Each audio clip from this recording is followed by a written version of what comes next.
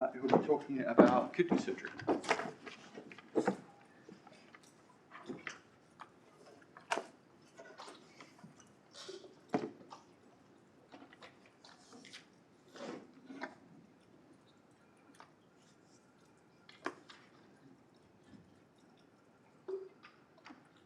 Hi everyone, my name is Justicia. I'm a clinical research fellow at the Department of Surgery at University of Cambridge. So this short talk, I'll tell you about how we are trying to personalize kidney cancer surgeries by building what we call a digital twin assisted surgery. So this talk will feature some parts about kidney cancers. I'll run you through the surgical methods that we use for kidney cancer surgeries. Then I'll introduce you to the digital twin technology that we are building that we call DTAS. That's real-time digital twin assisted surgery, the co-creation designs involved, and some ethical consideration that we can all ponder on later. So kidney cancer is quite common here in the UK. It's the sixth most common cancer in the UK as at now. The male to female ratio is about 1:7. That is, it attacks more males than females. And we've known that some risk factors involved in this condition is usually smoking, obesity, hypertension, and an underlying factor of chronic kidney disease. So when somebody has kidney cancer, the main methods of cure is surgery.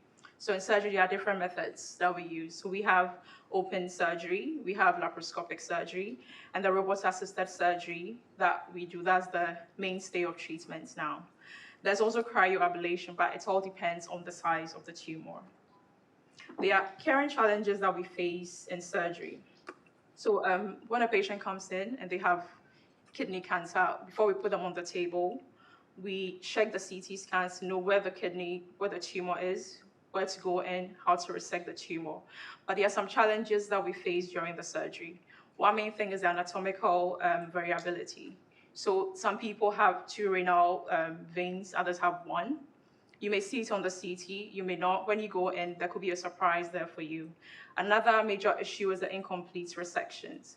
So one thing is, usually from the start of this video, before we resect the tumor, that's a tumor on the kidney, we use an ultrasound probe to actually tell where the tumor ends. So based on the surgeon's expertise, by the direction of the ultrasound probe, we go in and start making a cut around where the tumor is and resect that portion off. And this is mostly based on the surgeon's expertise, as I said, and on the ultrasound guidance. There are times where there could be incomplete resections, where you could leave some kidney cells behind, or you may resect too much tumor and not leaving much as kidney tissue as you should. And this will, at the end, affect patients' recovery. So we are proposing what we call the digital twin assisted surgery that we think will solve some of the issues that we have during surgery. So this project is an ongoing project. It was awarded in 2022. The main PI is from University of Strathclyde, Professor Will Shue. He's the one heading this project, and he has some co-investigators involved. These co-investigators are from University of Cambridge, University of Edinburgh, and Imperial College. So this real-time digital twin assisted surgery, it works by, just as Paul defined as what digital twins are, it uses computer-generated virtual 3D models of the patient's organs, blood vessels, and tumors. So we have the patient's imaging data, and we create a digital twin of the patient. And this is mainly done to assist the surgeons with surgical planning. So before the surgery is done, there'll be a rehearsal where you know where the tumor is exactly, how you are going in, and where the surgery will be done. It offers simulations as well that can be used as surgical training later. There's risk identification, and it also helps with decision making. The real-time aspect of the digital twin, this is what sets this project apart, is the fact that this the model changes in real time. So as the patient is on the table, you're performing the surgery, the digital twin adapts to what is happening on the patient. So for instance, if you cut a vessel or you resect the tumor, the virtual or the digital copy of the patient will respond in real time. So there are some clinical questions that are driving this project. So the main thing is to personalize surgery so that each surgery that we do is targeted towards the individual. So if you come in with a 4 cm or 5 cm tumor, we know how to go in and resect the tumor as compared to someone who has, say, like a 7 centimeter tumor. The other thing is to ensuring that there's complete resection of the tumor. You don't want to leave tumor cells behind, and you don't want to take too much of kidney tissue away as well. And one other thing is to give the patients a clear visualization of their surgical journey. So we held a PPI section earlier this year with patients, participants from Kidney Cancer UK. One of the things they mentioned was that they would love to see a visual feature of how their surgery will take place, the part of the kidney that will be taken away or the part that will be resected and what will be left behind. If they get a picture of how that will be useful for them. So we took this into consideration, and we've developed, I'll show you later, a prototype of how the surgical journey will be like to the patient. So as I said earlier, what really makes this project unique is a real-time feature, because there are other companies that are developing static models, like 3D models, that just shows like a 3D feature of the patient's kidney where the tumor is, where you can just like turn around in real time. But the main difference is the real-time registration, the ability for it to adapt or change while the surgery is going on. So I'll tell you how we are going about this project. As I said, it's ongoing, and it brings in several experts across several disciplines.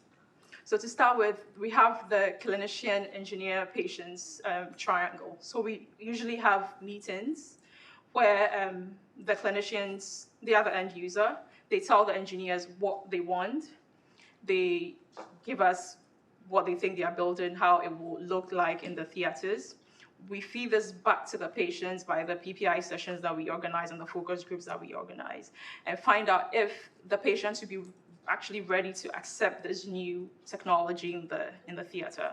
So if you come to the clinic and we tell you that, oh, you'll be having a surgery done this day, and the surgery will be done by a digital twin, where we'll make a copy of your tumor, of your kidney.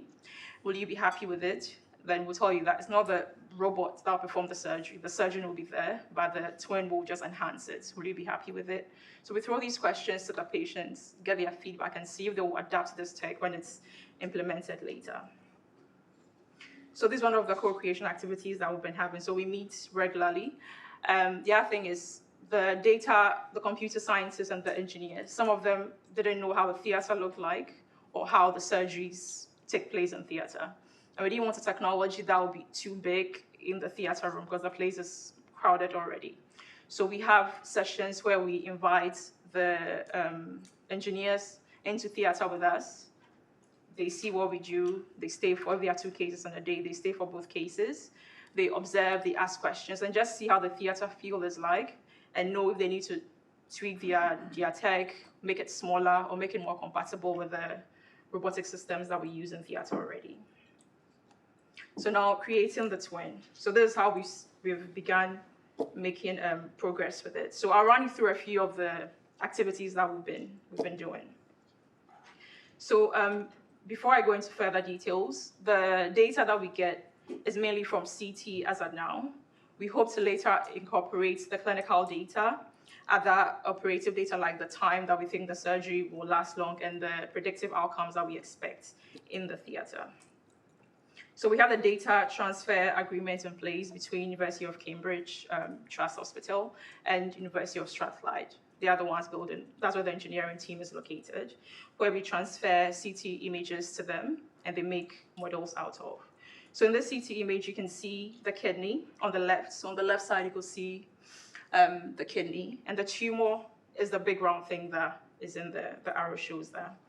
Another CT here shows a heterogeneous feature in the left kidney as well. And here you see another tumor on top of the kidney. So once the computer scientists get this CT scans that we send them, then they make a 3D segmentation of the kidney. So these ones that I'm showing you are all different patients that they received. So initially we started with open source data, just like CTs on the internet.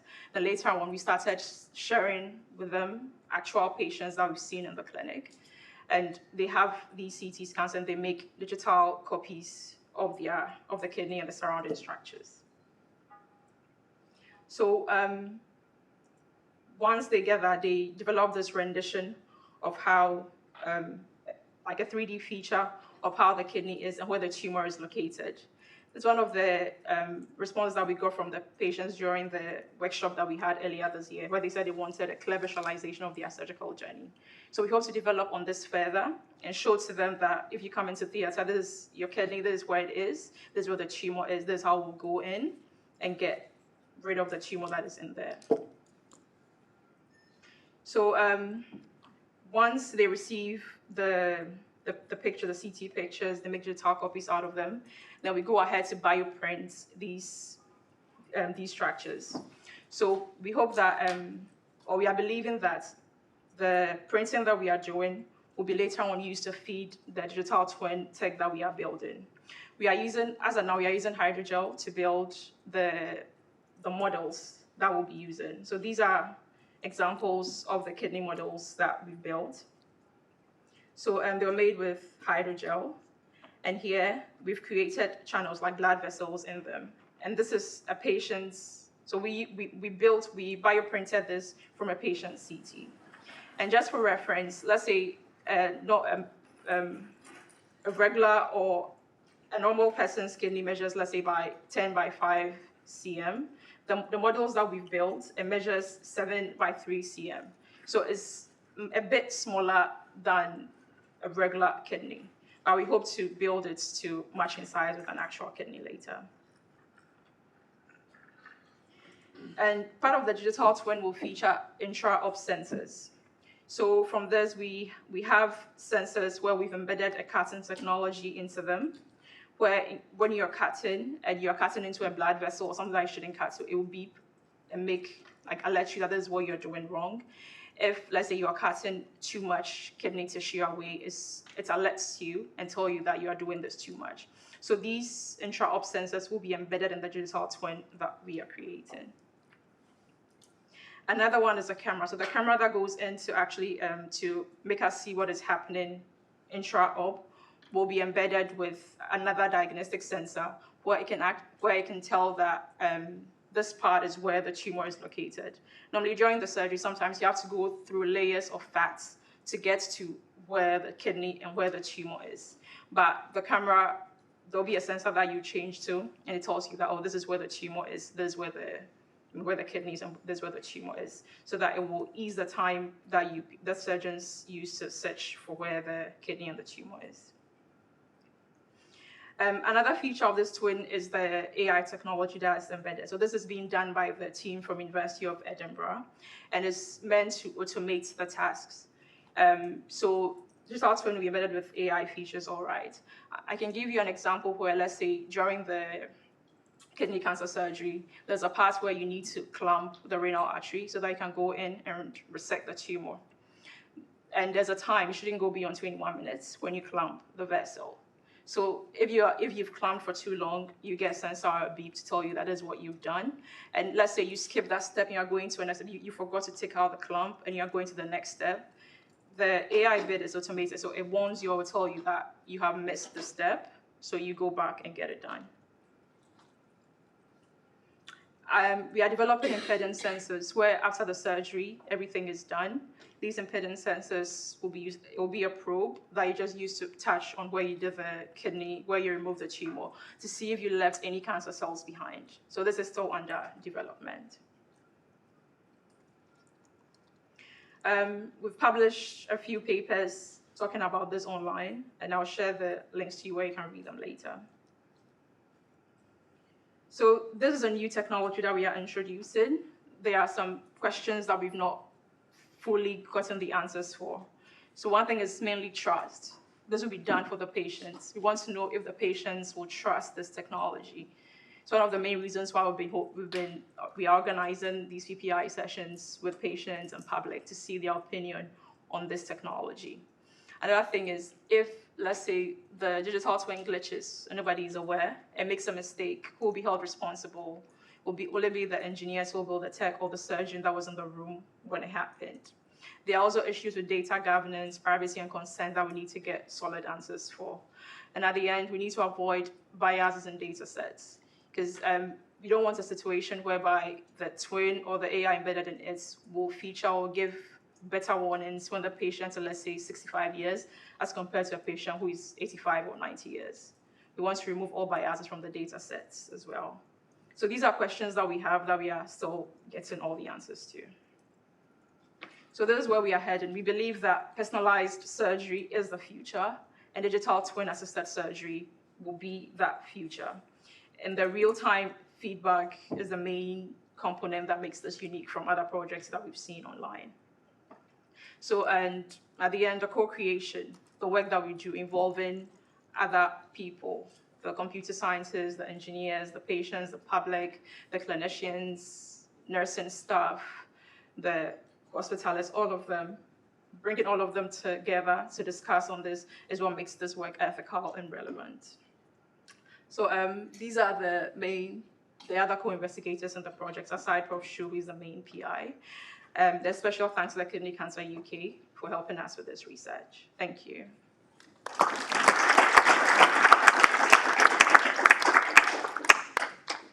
Thank you. I think we've got time for a few questions. Yes. Is the property of the tumour, the biomechanical properties, viscous elasticity, is that different from the biomechanical properties of the kidney? Yes, it is. You mean the human kidney and the tumor? You mean the model? Or you would hope the model would mirror the real thing. Yeah. So as at now, we've been able to mirror the model to the kidney.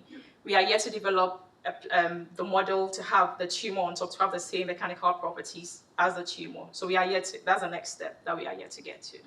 And how do you kind of transmit those biomechanical properties through a mechanical probe with this? Because if you're doing it, I would imagine if you're a surgeon just doing it normally, yeah, you've got feeling. The feel of it, yeah. So how do you get that through? That's pretty fascinating if you can transmit those biomechanical properties to a bunch of tools.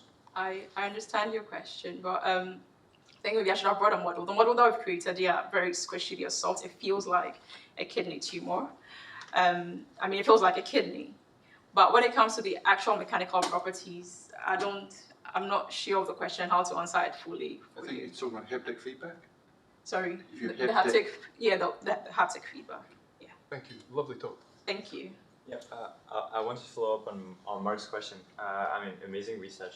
Yeah. I was quite curious if you had any kind of benchmark as to like the 3D printing of your kidney that you do in terms of kind of rheology, in terms of, for instance, kind of viscosity, in terms of the Young's modulus, shear stress. Do you have any kind of QC pipeline? Yes. So So I'm a clinician in this project. There's a team that does the bioprinting only. So I believe that she will be able to answer the technical questions better for you. But they've published a paper on that, I think I mentioned it earlier, and they've been able to mention, I mean, they talk about the mechanical properties in detail and how it matches the human kidney. So I'll share that with you later. Oh, yep. Hi. Thanks for the very nice talk. So you're the clinician, so it's very. My question is very well suited for you. How do you plan to show the? So I get the one goal is to improve the outcome of the surgery. And yes. But how do you prove that with the digital twin you do actually improve the outcome rather than doing it without the surgery? Okay. So aside the theory or the things that we've read, the real things that happen in theater is that when you go into theater, it can take over an hour for you to actually locate where the vessels are. It can take so much time to go through the layers of fat, find the kidney and find the tumor. But if there was a complete digital twin that was there, that you have rehearsed on prior to the surgery, the patient's own digital twin, you know where the kidney is, where the tumor is, you know where the vessel's in, and you've practiced on it before the surgery. If you go into the theater, main thing is reduce the operative time. And when the operative time is reduced, patient's outcome improves as well because they'll spend a shorter time post-op and they'll go home quicker. They wouldn't be under anesthesia for a long time. So that element alone is a marker of improvement, or it shows that the digital twin will work. Can I ask a question? With the surgeons, I'm trying to phrase this, we have conversations with surgeons a lot, Yeah. and they say, it's great that you have a mathematical model. I love it. It moves and it has colors, so 2 ticks. Yeah. And then the second thing they say is, I'm sure this is going to be really useful for my colleagues, but for me, with these hands, no. And I just didn't know how you'd had that conversation where the surgeons had to admit that they needed help. Yeah. So I understand your concern, and we think that it will take a while for this to be adapted into like normal surgical curricula. It will take a while because we are still using the old methods. We would like to use a CT to do things the old way. It will take some time for this to be adapted, but we are hoping that the more conversations we have on it, the more discussions we have on it, we'll be able to make it more attractive to the surgeons coming up. Oh, awesome. So you say that part of it, with the patient involvement, you've got this model and you would allow patients to come in and see it. Yes. And is that the case also like post-surgery as well? What happens, like have you spoken to patients about how comfortable they'd feel, say, if like you said, like things have gone wrong, not being tired, tumours been resected, you have been able to identify that there is leftover tumour cells. How do you think, is that being discussed? Like, Yes. how patients have to discuss that with patients? Thank you. Yeah. So one of the PPI sessions we had, that was the main thing, one of the things that came up, because there was a group that wanted to see a visual journey of how their surgery went, to see maybe the blood vessels that we bypassed, how their kidney was on the tumor that we resected. And there were another group that just didn't want to see the gore or anything out of it. So the plan was to make it a bit cartoonized, like to make it like a cartoon feature so that it wouldn't be too like scary to some people. And the question that you asked about if there's a mistake or anything goes wrong, that discussion already happens in clinics now, because there are times that when you go in, the tumor will be too attached to the kidney or to another surrounding vessel where you can't resect the tumor entirely, and you have to close up. So that discussion, those difficult discussions are still being done now, and with the digital twin coming into play, it will make things easier, because this time you have a copy, like a picture or a video to show them that this is what really happened. That was why we couldn't proceed further with the surgery. Well, thank you very much. It's fantastic talk. I also think it also recognises the challenge of presenting interdisciplinary research. Yes. Thank you.